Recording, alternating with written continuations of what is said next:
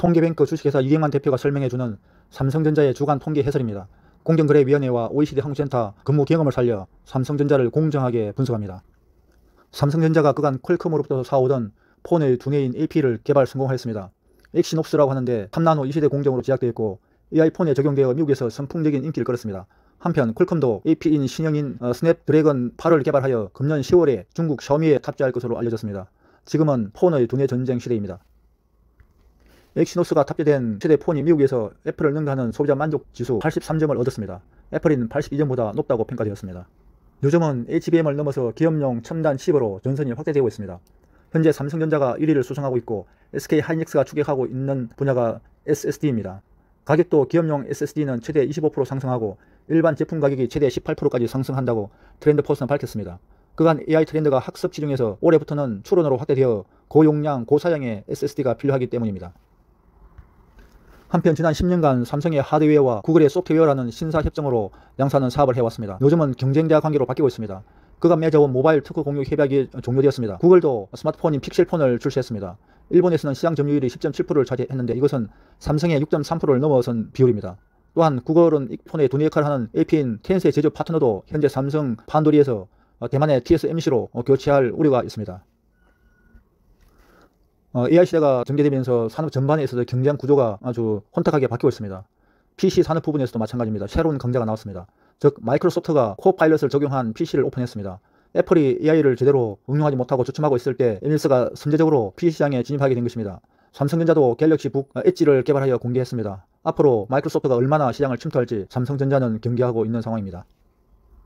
요즘 삼성전자는 시련의 시대를 맞이하고 있습니다. HBM을 엔비디아에 아직 공급도 못하고 있고 SK하이닉스는 꿈의 수율이라고 하는 80%까지 높였습니다. 생산 속도가 50%나 좋아진다는 의미입니다. 삼성전자의 마음이 급해지고 있습니다.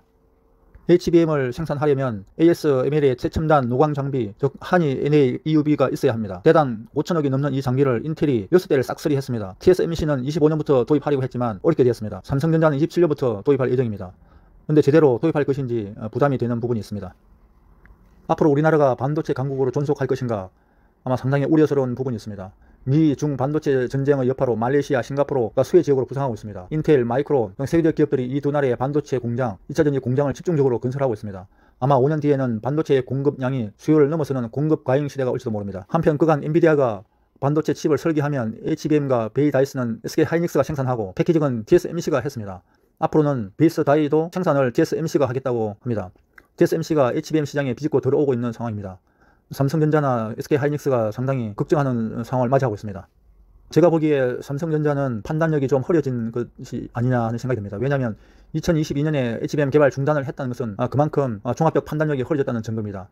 이에 최근 반도체 수장을 교체하였고 핵심 인재를 퀄컴, 인텔, 웨스턴 디지털, 메타 등 세계적 기업에서 영입하고 있습니다. 주로 메모리 사업부에 투입했습니다. 이렇게 반도체 전쟁이 국내외에서 일어나는 상황에서 우리나라의 국회의 효율성이 정말 문제입니다. 역대 국회 법안 처리율을 보면 임기 만료돼야 폐기되는 것이 21대에 가장 높습니다. 지난 4년간 약 26,000건을 발의하느라 얼마나 많은 시간이 낭비되었을까요? 이래서 국력이 소진되는가 봅니다. 22대에는 효율적인 국회가 되기를 바랍니다. 반도체 전쟁에서 이길 수 있도록 도와주면 좋겠습니다. 오늘의 마지막입니다. 미국의 금리 인하를 학수고대하고 있습니다. 물가 잡느라 금리를 올렸습니다. 그런데 물가가 내려가지 않으니 인하가 어려울 듯합니다. 안정적인 물가 수준은 2%대라고 하는데 언제 내려오겠습니까? 인하되지 않는다고 보고 전략을 잡아야 합니다. 미국의 소비 심리가 살아나기 어렵다고 보고 전략이 필요합니다.